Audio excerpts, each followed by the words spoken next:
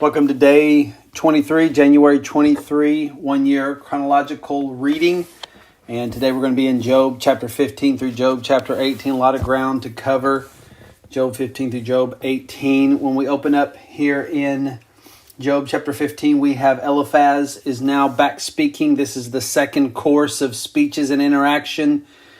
And Eliphaz comes in and goes on the attack mode instantly. So we're in chapter 15, verse 1. And what we see here in verses 1 through 16 is that Job has just spoken, and now Eliphaz comes in and he disagrees with Job 100%. Job was told that he was suffering innocently, and Eliphaz comes in once again and he completely disagrees that there's any category for innocent suffering. Once again, in Eliphaz's system and economy, it's if you do bad, immediately bad happens. If you do good, immediately good happens. Job, all that you're going through, there's no other answer but that you have done wrong, you have sinned, you are getting your just deserts. So we'll take a look here at verse 1. Then Eliphaz the Temanite answered and said, should a wise man answer with windy knowledge and fill his belly with the east wind? So he's talking to Job. Eliphaz is saying, I'm a wise man, but you're not. You're the east wind, this is hot air. Once again, this is hot air that you're offering here, Job. Should he argue in unprofitable talk or in words which he can do no good? It's like, Job, you're not listening to me. You're not listening to the clear wisdom. I disagree with you 100%, Job. He says, Job, your words are dangerous. In verse 4, he says, Job, but you are doing away with the fear of God and hindering meditation before God. Isn't that crazy? But that's what happens when you think man's way and not God's way.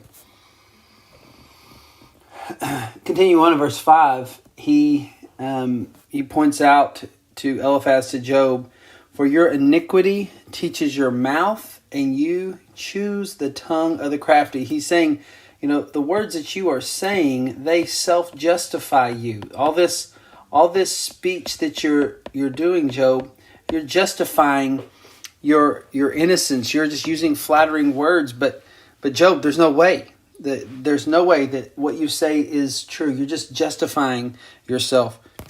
For your own mouth condemns you. You're going through so much hard times.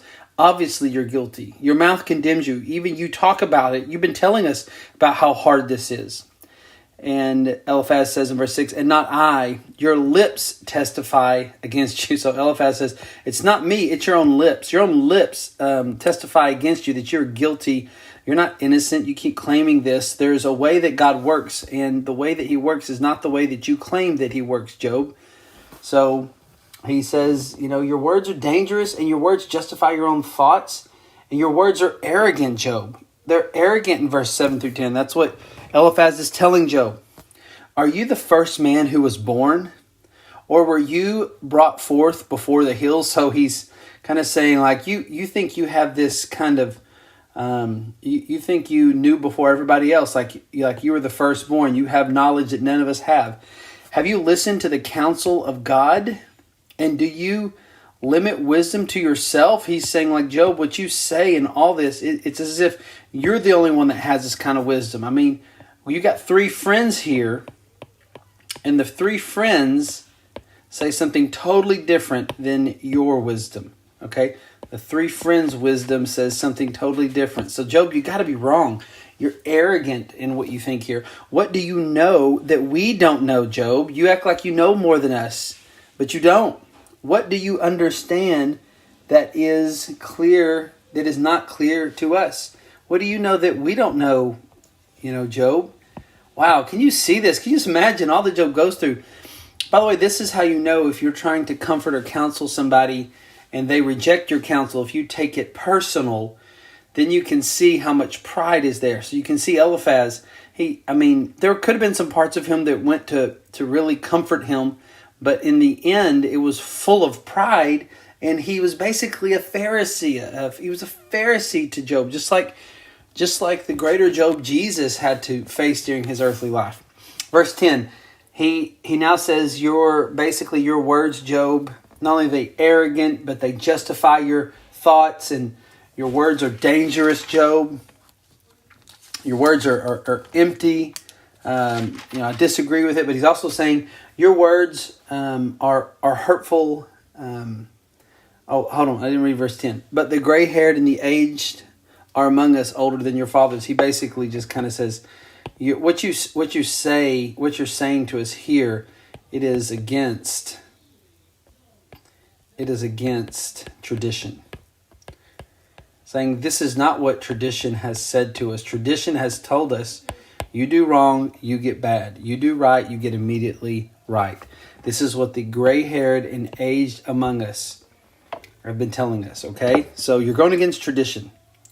Verse 11.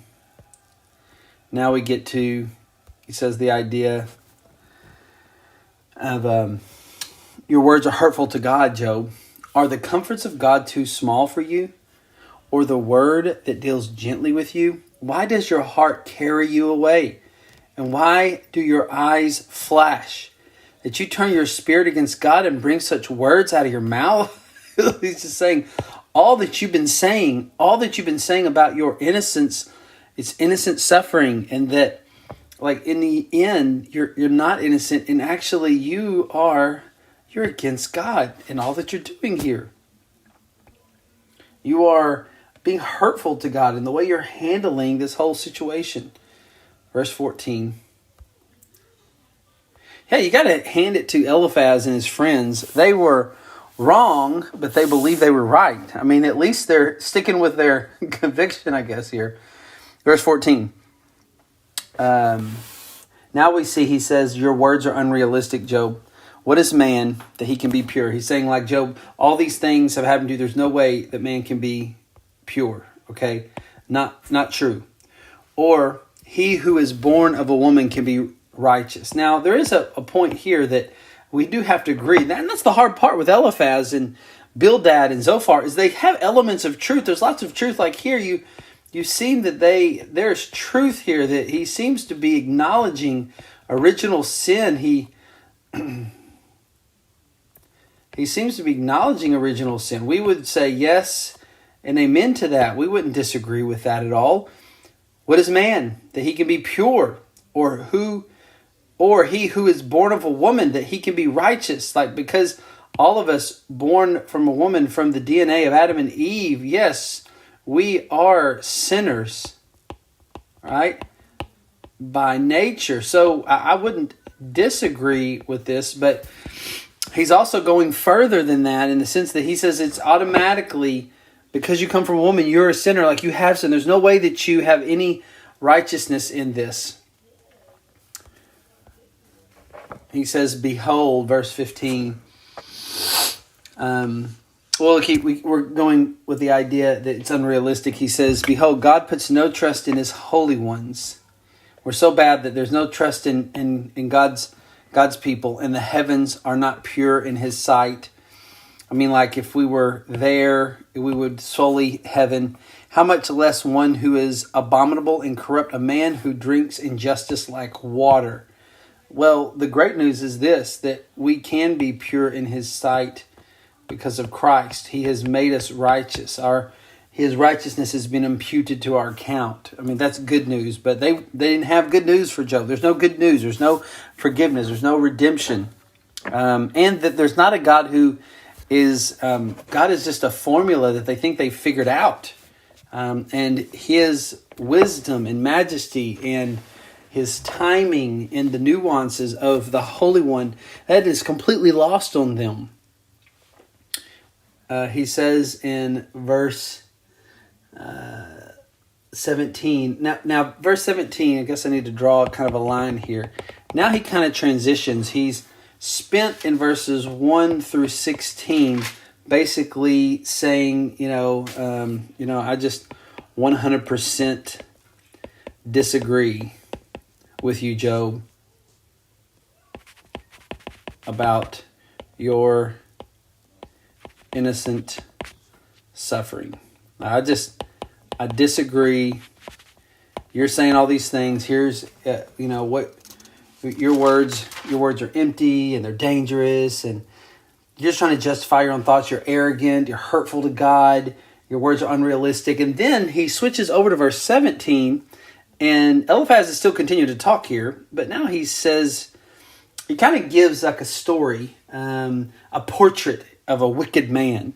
Now he's actually talking about Job, but it's like he's telling a story, the portrait of a wicked man. And first he bases this on tradition. He says, I will show you, hear me, and what I have seen I will declare, what wise men have told without hiding it from their fathers. He's speaking of tradition. It's been passed down to our fathers, to whom alone the land was given, and no stranger passed among them. So he just said, what I'm about to tell you, this has been passed along to our fathers and to our land, and no stranger has come in and offered something different. Kind of like you, Job. You, Job, who come in here with your kind of what you would call wise words, and you're kind of looking at God in a way that no one else, our fathers and the wise men before who've been in our land.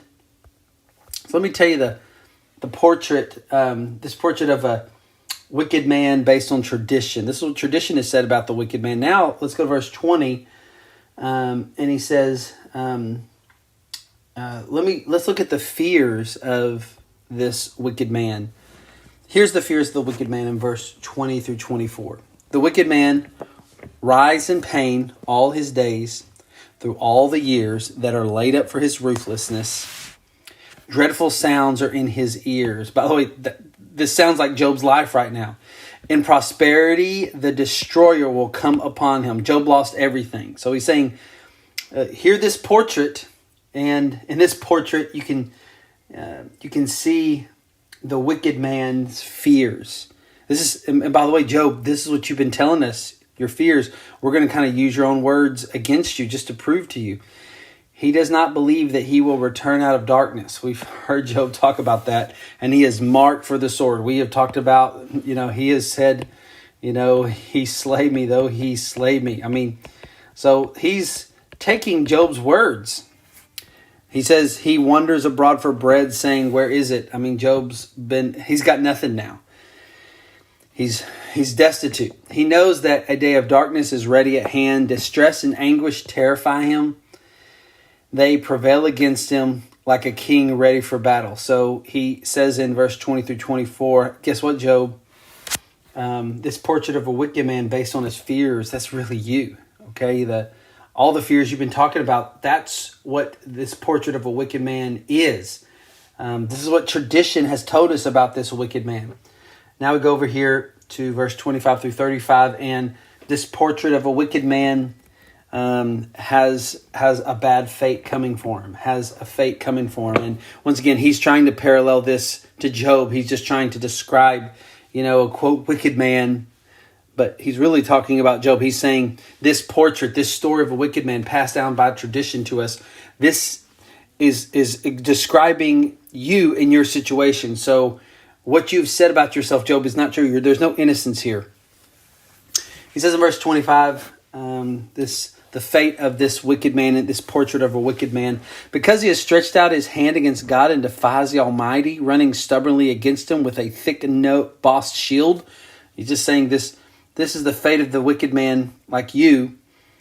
He has covered his face with his fat and gathered fat upon his waist. He's just saying like this guy has lived it up, basically, and that kind of idea is that like he has lived in luxury. He's got double chins.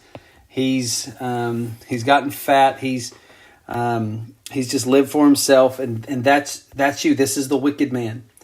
That's his fate. And he has lived in desolate cities, in houses that none should inhabit, which were ready to become heaps of ruins. This is his fate. He lives in desolate places. He will not be rich, and his wealth will not endure, nor will his possessions spread over the earth. Job, you've lost everything. So, do you see the fate of the picture of the wicked man? This is your fate. You must be guilty, Job. That's what he's saying.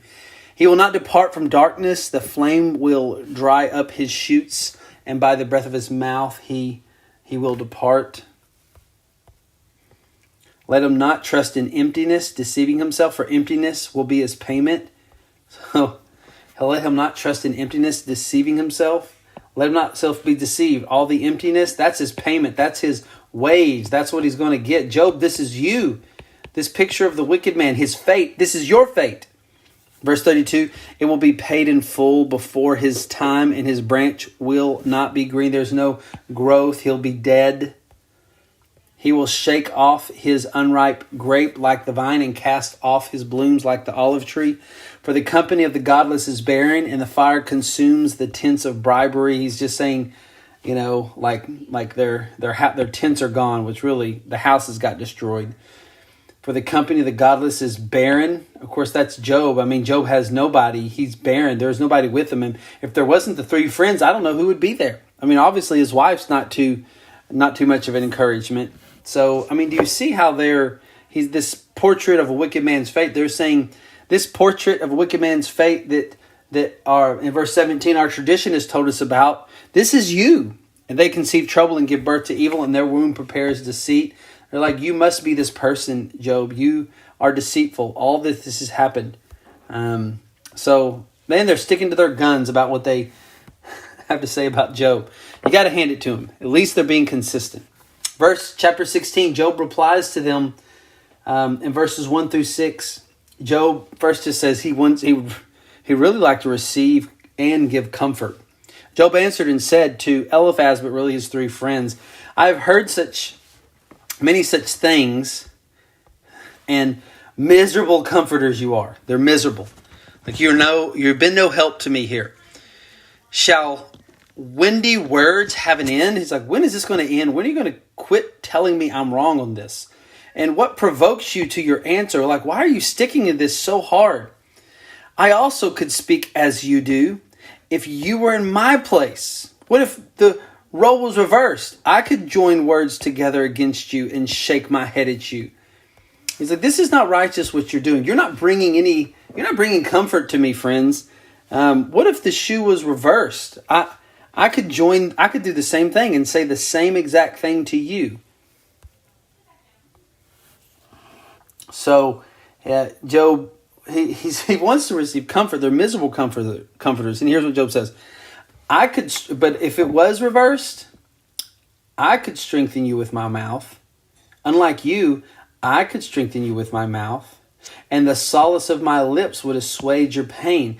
Basically, Job is saying, if this was reversed, like this is what I would do. Like this is comfort. Like I would have been able to offer you comfort, which once again, what a great point to the greater Job, Jesus. He's the only one that can truly give comfort. He's the only one that can strengthen and give solace. He says, if I speak, my pain is not assuaged.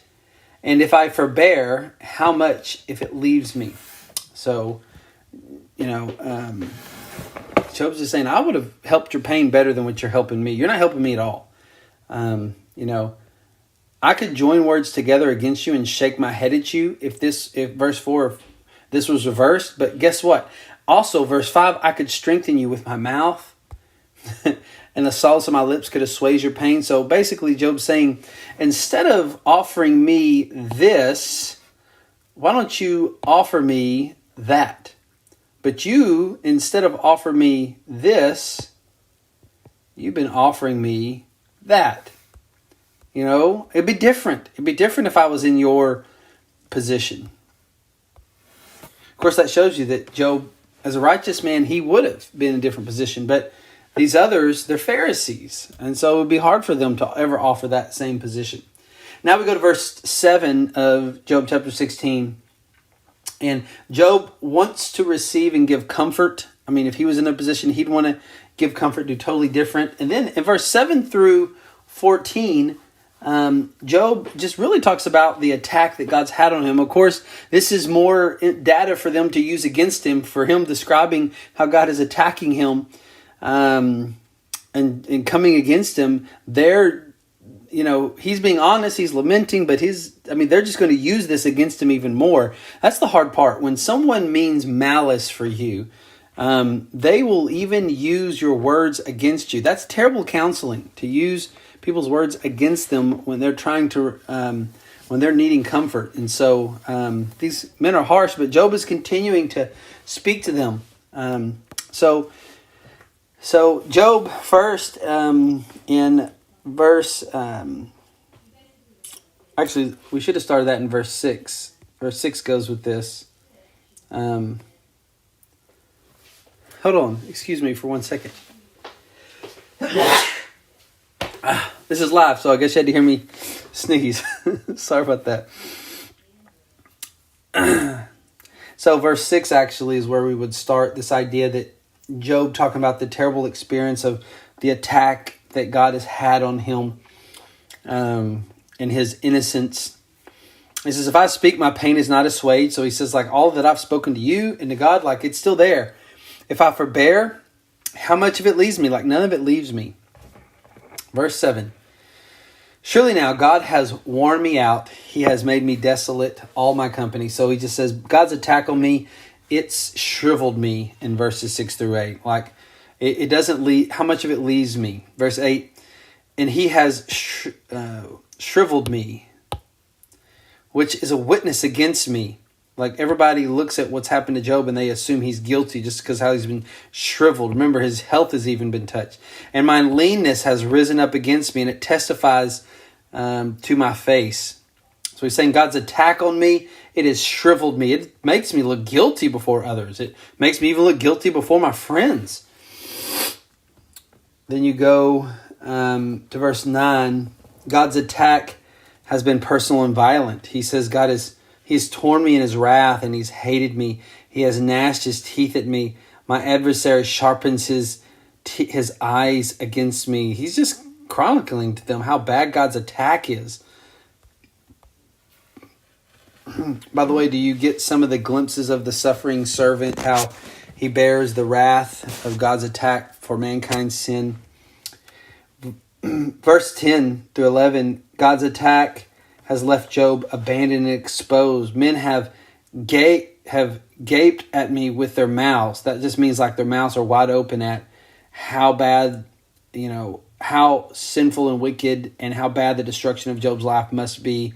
They have struck me insolently on the cheek. They massed themselves together against me. They have turned their noses up at him. They smacking him on the cheek. They are offended by Job. His sin must be so great that something like this would happen.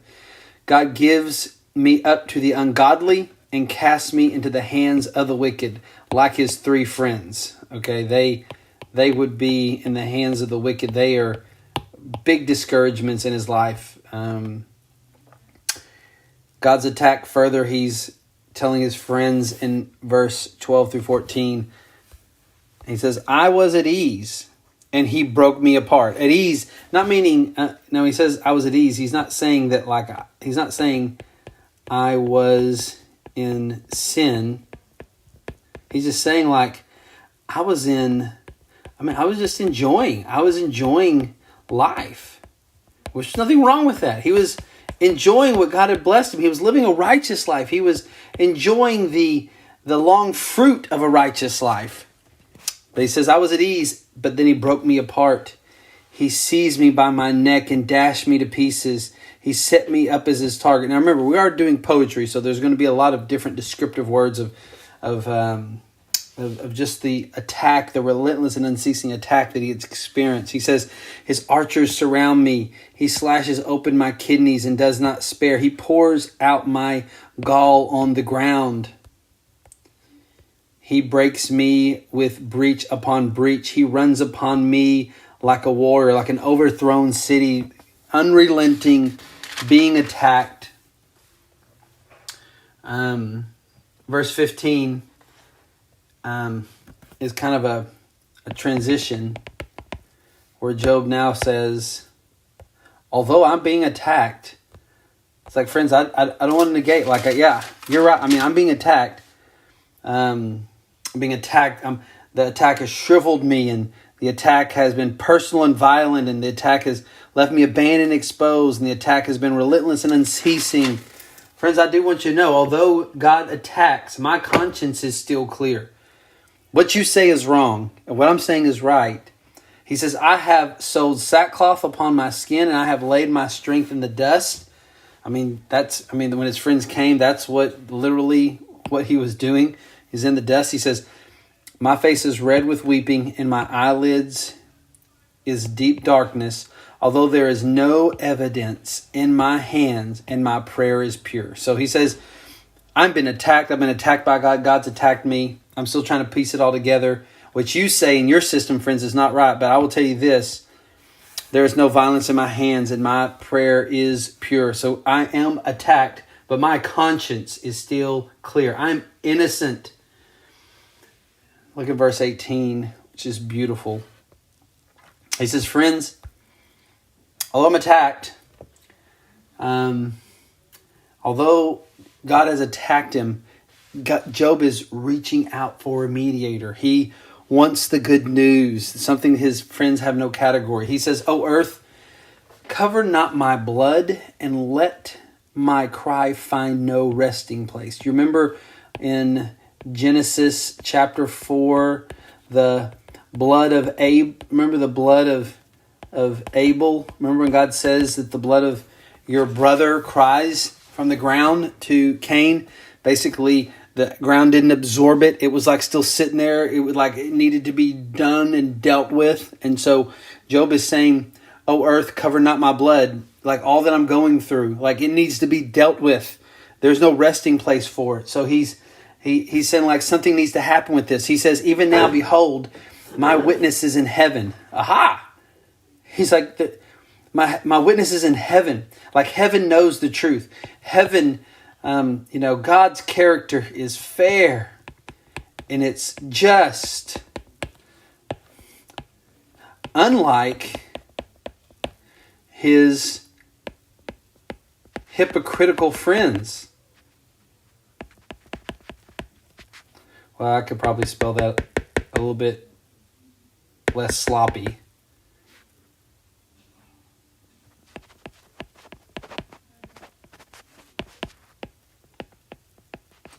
Unlike his hypocritical friends, God is fair and just, and my witness is in heaven, and he who testifies for me is on high.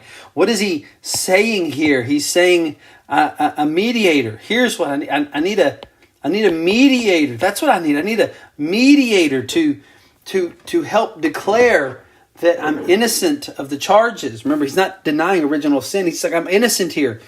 He says, my friends scorn me. My eye pours out tears to God, that he would argue the case of a man with God. So remember, he's referring to this witness in heaven that testifies on high. And he says, this witness that he would argue the case of a man with God. As the same as if like the Son of Man does with his neighbor. So like a man's son may argue the case of his father. I need a mediator in heaven. I need basically, he's saying like I need God to mediate with God for my situation. That I'm innocent. I'm clear. My conscience is clear. All this attack, it is not because of anything that I've done directly. He wants a divine mediator. Isn't that amazing? What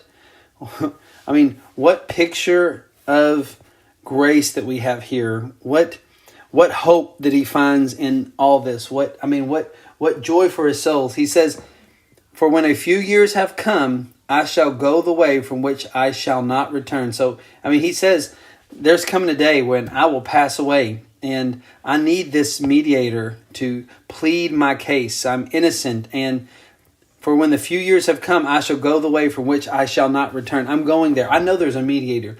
Like my case needs to be pled. You friends, you're not pleading my case. You're actually doing the opposite. You're my accuser, not my mediator. just like Satan was his accuser. I mean, Satan was the adversary of Job, but Job didn't really know it as far as he could tell. I mean, he didn't get to, he's aware of spiritual realities. I mean, that's why he's kind of continuing to lament and struggle and go back to the Lord and talk. But then also, his friends are accusers. Chapter 17. So we get to chapter 17. Job is continuing to talk here, and and now he just kind of talks about death. All this happening, God's attacking him, but he knows he's innocent. He needs a mediator. So you're just like, wow, he's on the mountaintop. But then he kind of goes back down. But at least he kind of has an understanding of what's coming, for him. But then he goes back into some hope. We'll see here in a minute. Go to chapter 17, verse 1. Job says, so first he basically says death is coming for me in verse 1 through 2. My spirit is broken, my days are extinct, the graveyard is ready for me, death is coming. Surely there are mockers about me, and my eye dwells on their provocation. When we get to verse 3 through 5,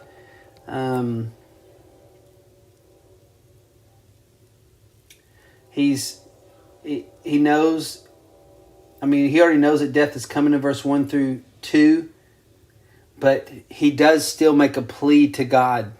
He says, lay down a pledge for me with yourself. Think back to chapter 16, verse 21 that we just covered, right? Where he's asking for a mediator. Lay down a pledge for me yourself. Like lay down something in my place, to lay down a pledge for me with yourself. Who is there who will put up security for me? Since you have closed their hearts to understanding, therefore you will not let them triumph. He who informs against his friends to get a share of their property, the eyes of his children will fail. Verse 6. When we move to verse 6 through 7, remember Job knows death is coming for him in verse 1 through 2. He makes a plea to God in the coming death, verse 3 through 5. And then he real kind of quickly, he says people treat him like death as a result of all that's going on, and people treat him like death. They treat him disgracefully. Verse 6, he has made me a byword of the peoples. A byword kind of has this idea of a byword. Okay. A byword is, disgraceful. I am one before whom men spit. They're spit in his face. People treat him terrible because he's like death now. My eye has grown dim from vexation, and all my members are like a shadow. But the righteous people, those right with the Lord, they're appalled by this. They don't treat him like death. The upright are appalled at this, how I'm being treated. The innocent stirs himself up against the godless, which by extension, he's basically saying to his friends, this is not you. He's basically saying like, you're not verse 8, you're verse 7.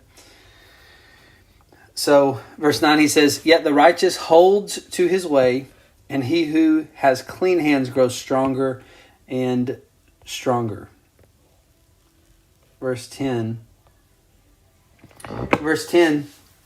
Job says death is not going to be his end. He will not embrace it. Although it's coming, he says it's coming, he knows it's coming, he knows that death is not going to have the final word. Okay, people may treat him like death in verse 6 through 7. The righteous people are offended how people are treating him like death in verse 8 through 9. And he knows he's going to die, but he's asking for a pledge from God in verse 3 through 5. He knows he's going to die in verse 1 through 2, but death is not the end for Job. That's not how he's ultimately going to go out. He knows that there is a mediator. He knows that there is redemption. He's looking for resurrection. He's looking to be vindicated. He says, but you, come on again, all of you, and I shall not find a wise man among you. So he's like, Friends, not one among you from everything you've been telling me. My days are past. My plans are broken off. The desires of my heart, they make night into day. The light, they say, is near to darkness, like death is coming from. Yes, I know that. He says, if I hope for Sheol, the grave, as my house, if I make my bed in darkness, if I say to the pit, you are my father. He said, like, if I just embrace death wholeheartedly, like that's it. This is what I get. This is what I deserve. It's my father, and the worm is my mother. Where then is my hope? Who will see my hope? I love that. He's basically saying this isn't the end. I mean, yes, there will be death, but death will not have the final word. Of course, what a great reminder to the greater Job, Jesus. Death did not have the final word with him. Not at all. He resurrected. So he says, where's my hope? Where's my hope? Like, so he knows death is coming, but he's not going to completely embrace it. He's like, where would my hope be if I just embrace that completely? Like, God's judgment's going to come upon me. I'm innocent of what's going on. Will it go down to the bars of Sheol? Shall we descend together into the dust? Which Job's kind of acting as if like, you may be there, but not me. Now, as you can imagine, Job chapter 18, his friends are probably not too pleased with how Job responded to Eliphaz's latest second round of speeches here and what he said to them. Bildad jumps in, and Bildad's chapter 18, not too happy with what was just said. And he just basically tries to make a point to him in verses 1 through 4 of this idea that there's order to the world and your system is disordered, Job. There's order to the world, but your system is disordered. Verses 1 through 4. You know, there's your system it does not keep with, it's not right, Job. It's disorderly. Let me prove it to you, Bildad says. And he gets very forceful. Then Bildad the Shuhite answered and said, how long will you hunt for words? It's like, you're just talk. That's what you're doing. That's what you're doing. You're just making up words. You're trying to talk us out of this. Consider, and we will speak to you. Listen to us, Job. Why are we counted as cattle? Why are we stupid in your sight? He's just saying, like, you've already told us basically our wisdom is like an animal, cattle. So, like Job, we have order to what we're saying. You have disorder, and you're considering us the intelligence of cattle. You who tear yourself in your anger, shall the earth be forsaken for you, and the rock be removed from its place? He's basically saying there's order to the world. The rock shall be removed out of its place. The rock has order. God places it here. Shall the earth be forsaken for you? The order of the earth be forsaken for you? Your system is out of sync. Ours is right. Ours has order. You do bad, immediately bad happens. You do right, immediately right happens. You know? So, man, they were sticking to their guns, weren't they? Now, this is really very interesting. Now, Bildad transitions from this idea of, hey, your idea is not very orderly, ours is. But now, he wants him to look at God's order for wicked people like him, which means that all the words of Job's suffering should draw him to the conclusion that he's got hell coming for him. So it's interesting. So when you get to verse 5 through the rest of the chapter, 5 through 21, I mean, you basically in verses 5 through 21, Bildad is delivering a message on hell. And honestly, it's a good message. I mean, it's a good message as far as it's doctrinally accurate, right? It has the intensity of kind of the sinners in the hand of an angry God by Jonathan Edwards, right? It has that intensity, but it has poor application. Okay? I mean, you're going to see Bildad delivers a message on hell, and I think Bildad is just tired. So, I think he's just tired of speaking to Job. So Bildad delivers this message and basically says, like, he just gives no talk of repentance. It's like, here, I'm going to tell you about hell. This is where you're going. And Bildad's it's like it's given up and even trying to encourage repentance for it. Of course, you couldn't blame Bildad in the sense that Job has superbly counteracted their shallow ideas, and they're getting kind of fed up with him when they're like, you think we're dumb, or you think we're stupid, you keep hunting for words, Job, and you kind of keep counteracting what we say. You always have like something more witty and wise in your eyes. So now he delivers what basically God's order. Job, your order doesn't fit this, but God's order, this is what God's order does to the wicked. He sends them to hell, and God's order people suffer, and you're suffering. And so draw a logical conclusion, Job. This is where you're going. What a terrible thing for him to say, but at the same time, I just want to remind you that we see the shadow of the Savior here, in the sense that Jesus absorbed the wrath of God. In those 3 hours, Christ suffered more than any sinner ever would in hell. He suffered the judgment and wrath. That's what makes hell so bad. Hell isn't as bad. Hell is a place, and hell is bad. But the worst part of hell is the wrath of God. Verse 5, he says, indeed, the light of the wicked is put out in hell, and the flame of his fire does not shine. People say all the time, oh, in the Old Testament, there's no idea of hell. I'm like, well, I don't know. Take a look here. Way early on, okay? During more than likely the patriarchs' days somewhere. The light is dark in his tent, and the lamp above him is put out.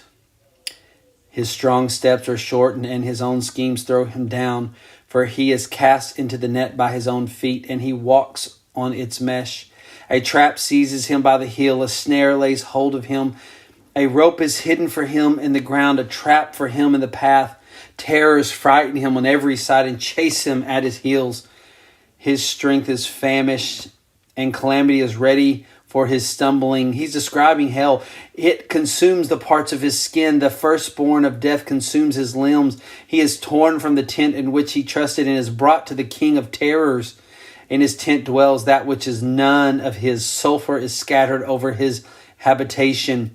His roots dry up beneath, and his branches wither above. Now, we are dealing with poetry, mind you, but what a poetic description of hell. His memory perishes from the earth, and he has no name in the street. He is thrust from light into darkness and driven out of the world. He has no posterity or progeny among his people, and no survivor where he used to live. They of the west are appalled at his day, and the horror seizes them of the east. Just a thought. Who would have been west? That would have probably been the people of the promised land.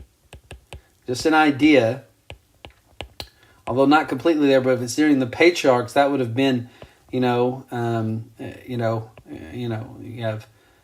Abraham, and Isaac. So, if this is when all that time is happening, we're not really sure. We're just thinking somewhere in there. And horror seizes them of the east, which would have been, where they're at. They're in the east. Surely such are the dwellings of the unrighteous. Such is the place of him who knows not God. So, Bildad's basically saying, this is you. You do not know God. Hell is your destination. And he basically gives him no more repentance talk for it, which he's probably tired, because Job just keeps denying their counsel in this. But what a great, he's describing what the order of how the universe works for wicked people. So who suffer in Job's suffering. So obviously his suffering he must be going to the ultimate suffering of hell someday. And so great description, terrible application. No redemption in this. No redemption, no repentance. But we're not left unsaid, because this hell that Bildad describes for Job, what a shadow and reminder. What a shadow and reminder as we look towards Jesus, who suffered the wrath of God in our place so that we wouldn't have to suffer like this. Okay, that's Job 15 through 18, January 23rd, and we'll see you for January the 24th.